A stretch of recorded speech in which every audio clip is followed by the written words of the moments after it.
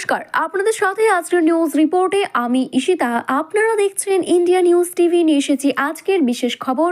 চোখ রাখবো সংবাদ শিরোনামে। প্রশ্নপত্র কেমন হচ্ছে, মাধ্যমিক পরীক্ষার কেন্দ্রে গিয়ে খোঁজ নিলেন মুখ্যমন্ত্রী। ডর আচ্ছা লাগা, সাসপেনশনের পরে স্বাধিকার ভাঙলে নোটিশ পেয়ে পাল্টা জবাব দিলেন শুভেন্দু। ব্লাড ফ্লু আতঙ্ক, রাজ্যের 12টি চিড়িয়াখানায় পশুদের খাদ্য তালিকা থেকে বাদ দেওয়া হলো মুরগির মাংস। অগস্ট ওয়েস্টল্যান্ডের আর্থিক দুর্নীতির মামলায় সুপ্রিম কোর্টে জামিন অভিযুক্ত জেমসের।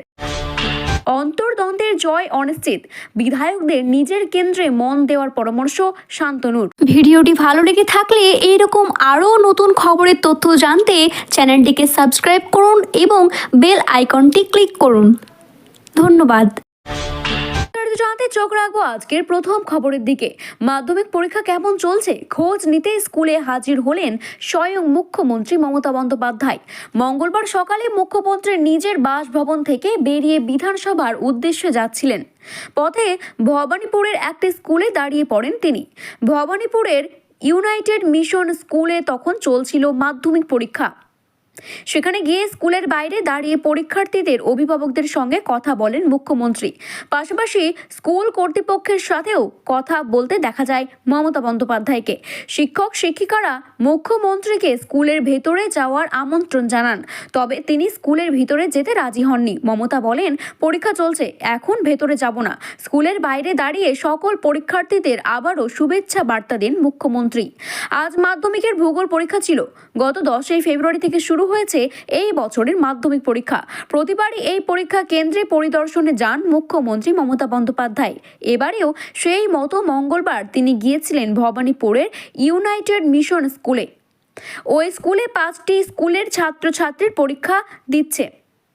সেখানে গিয়ে অভিভাবকদের থেকে মাধ্যমিক পরীক্ষার বিষয়ে জানতে চান তিনি। জিজ্ঞেস করেন কেমন প্রশ্নপত্র হচ্ছে, পরীক্ষা কবে শেষ হবে। অভিভাবকরা জবাবে জানান বৃহস্পতিবার। মমতা তখন মজার ছলে বলেন, বাঁচা যাবে, এই জীবনে প্রথম বড় পরীক্ষা। পরীক্ষার্থীদের কোনো সমস্যা হচ্ছে কিনা সেই বিষয়ে অভিভাবকদের থেকে খোঁজ খবর নেন মুখ্যমন্ত্রী। তিনি বলেন, আগে পরীক্ষায় নাম্বার দেওয়া হতো না, এখন সিলেবাস অনেক সোজা করে দেওয়া হয়েছে। সিবিআই আইএসসিএস বোর্ডের সঙ্গে সামঞ্জস্য রেখে সিলেবাস তৈরি করা হয়েছে, যাতে ভবিষ্যতে সমস্যা না হয়। আমি সব সময় বলি, প্রশ্নপত্র যেন শক্ত না হয়, সবাই ভালো ফল করুক, আমি সেটাই চাই। পরীক্ষা ভালো হবে, আমার শুভেচ্ছা রইল তাদের জন্য। একজন অভিভাবকের দেখে আবার মুখ্যমন্ত্রী বলে ওঠেন, কি হলো, আপনার মনটি খারাপ কেন? এরপরে একগাল হেসে ওঠে ওই অভিভাবক। তারপরে একজন মাধ্যমিক পরীক্ষার্থী এসে মুখ্যমন্ত্রীকে নমস্কার করেন। তিনি তাকে জিজ্ঞাসা করেন, পরীক্ষার দিয়ে বেরোলে ভূগোল পরীক্ষা কেমন হয়েছে? তবে শুধুমাত্র মাধ্যমিক পরীক্ষার বিষয়ে নয়, ভবানীপুরের ইউনাইটেড মিশন স্কুলে বিষয়েও একাধিক খোঁজ খবর নেন মুখ্যমন্ত্রী। স্কুলের বাইরে থেকে স্কুল কর্তৃপক্ষের সঙ্গে কথা বলেন তিনি। এমনকি স্কুলের 192তম বছরে রং করানোর নির্দেশ দেওয়া হয় মুখ্যমন্ত্রীর তরফ থেকে। বিধানসভা থেকে সাসপেন্ড হয়েছে রাজ্যের বিরোধী দলনেতা শুভেন্দু অধিকারী। সেই ঘটনায় 24 ঘন্টা কাটতে না কাটতেই এবার তার বিরুদ্ধে স্বাধিকার ভঙ্গের নোটিশ দিল রাজ্যের শাসক দল তৃণমূল কংগ্রেস। যদিও এতে কতটুকু ভ্রুক্ষেপ না করে শুভেন্দু বলেছেন, শাসক দলের ভয় ভালোই লাগছে। ধর্ম নিয়ে মন্তব্য করার জন্য এই দিন বিধানসভার অধিবেশনের শুরুতেই বিরোধী দলনেতা শুভেন্দু অধিকারীর বিরুদ্ধে স্বাধিকার ভঙ্গের নোটিশ দেওয়া হয়েছে। এই দিন রাজ্য বিধানসভায় সেই প্রস্তাব পাঠ করেন রাজ্যের পরিষদীয় মন্ত্রী শোভনদেব চট্টোপাধ্যায়। তাকে সমর্থন জানান অপরূপ বিশ্বাস এবং দেবাশিস কুমার। এই দিন পরিষদীয় মন্ত্রী বলেন, নস্করজনক ব্যবহার করেছে, এটা জাতির লজ্জা, গণতন্ত্রের লজ্জা। তীব্র ধিক্কার জানাচ্ছি। আশা করি সারা দেশের ধর্মনিরপেক্ষ মানুষ ধিক্কার জানাবে। তিনি আবারও বলেন, বিরোধী দলনেতা সাংবাদিকদের সামনে দাঁড়িয়ে যে ধরনের মন্তব্য করেছে তা যথাযথ নয়। সরকারকে বলা মানে আমাদের সকলকেই বলা। এই মন্তব্যে আমরা অপমানিত বোধ করেছি। এই মন্তব্যের জন্য আমরা অসম্মানিত, তাই আমরা স্বাধিকার ভঙ্গের নোটিশ এনেছি। বিধানসভার ইতিহাসে এমন ঘটনা বা বক্তব্য হয়নি। বাংলা আমাদের নিজস্ব সংস্কৃতির জন্য গর্ববোধ করতাম। বাংলায় থেকে আমাদের হারাতে পারেনি, তাই এই শেষ চেষ্টায় ধর্ম নিয়ে রাজনীতি করছে। উনি কত বড় হিন্দু সেটা উনি বাইরে গিয়ে প্রমাণ করুক।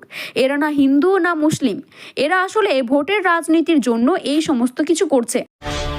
দক্ষিণ ভারতের কয়েকটি রাজ্যে হু হু করে ছড়িয়ে পড়ছে বার্ড ফ্লু। H5N1 অর্থাৎ ফ্লুর প্রকট আটকাতেই অন্ধ্রপ্রদেশ, তামিলনাড়ু, কর্ণাটকের মতো কয়েকটি রাজ্য সতর্কতা জারি করছে। এইরকম পরিস্থিতিতে এই রাজ্যের 12টি চিড়িয়াখানা বন্ধ করে দেওয়া হয়েছে মুরগির মাংস। দেশি পোলট্রি কোনোটি রাখা হচ্ছে না মাংসাশী প্রাণীর খাবারের তালিকায়।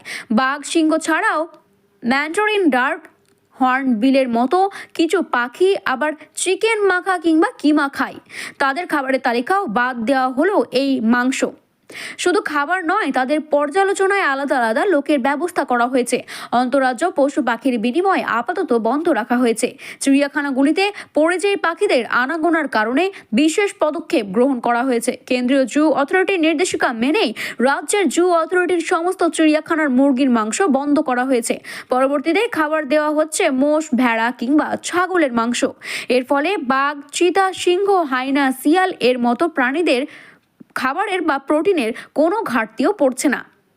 আলিপুর চিড়িয়াখানার এক আধিকারিক জানান, চিড়িয়াখানার নিজস্ব পোলট্রি বা দেশি মুরগির ফার্ম নেই।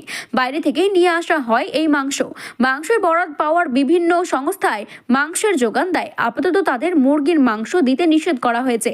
মাসখানেক আগের বেশি সময় ধরে বিভিন্ন চিড়িয়াখানায় চিকেন বন্ধ করা হয়েছে বলে জানিয়েছে জু অথরিটির মেম্বার এবং সেক্রেটারি সৌরভ চৌধুরী।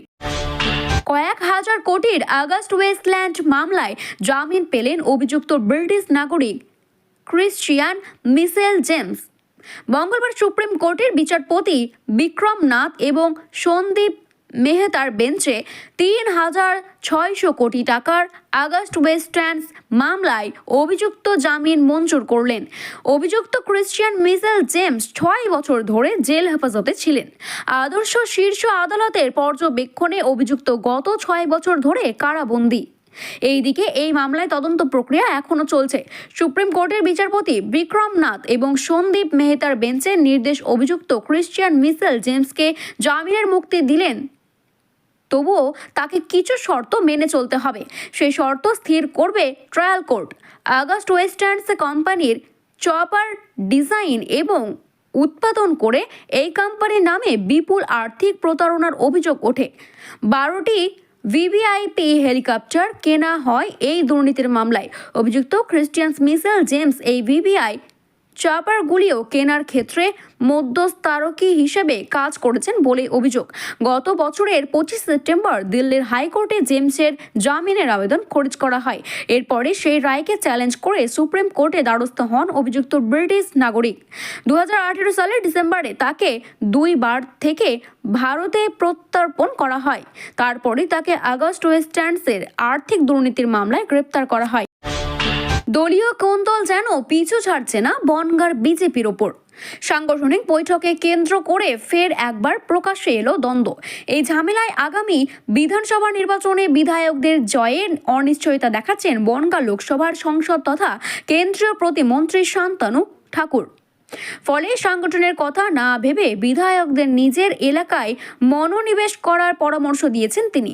তবে শান্তনু ঠাকুরের এই পরামর্শ ভালোভাবে নেননি বিধায়করা। সোমবার উত্তর 24 পরগনার বনগাঁ পুরসভায় গান্ধী পল্লীতে জেলা বিজেপি কার্যালয়ে সাংগঠনিক বৈঠকের আয়োজন করা হয়েছে। বিজেপি সূত্রে খবর, আগামী বিধানসভা নির্বাচনকে পাখির চোখ করে সাংগঠনের মজবুত করার দায়িত্ব দেওয়া হয়েছে তাদের। সেখানে উপস্থিত ছিলেন কেন্দ্রীয় জাহাজ প্রতিমন্ত্রী শান্তনু ঠাকুর, জেলা বিজেপির সভাপতি দেবদাস মণ্ডল সহ বিজেপির নেতা কর্মীরা। তবে সংগঠনের এই গুরুত্বপূর্ণ বৈঠকে দেখা যায়নি দলের 5 বিধায়ককে। বৈঠকে বিধায়কদের না থাকার প্রসঙ্গে শান্তনু বলেন, সংগঠনের মতোই চলবে। কেউ যদি ভাবে তার ব্যক্তিগত মতামত চাপিয়ে দেবে, সেটা হবে না। সংগঠন চাইলেই পরিবর্তন করতে পারি আমরাও। আমিও আগে সংগঠনের পরিবর্তন চেয়েছিলাম, সদস্যরা যখন মনে করেছে তখন পরিবর্তন করেছে। শান্তনু ঠাকুর বিধায়কদের সঙ্গে তার দ্বন্দ্বের কথা সরাসরি না বললেও মন্ত্রীর এই মন্তব্যে এটা পরিষ্কার যে জেলা সভাপতি দেবদাস মণ্ডলকে নিয়ে বিধায়কদের সঙ্গে তার দূরত্ব তৈরি হয়েছে।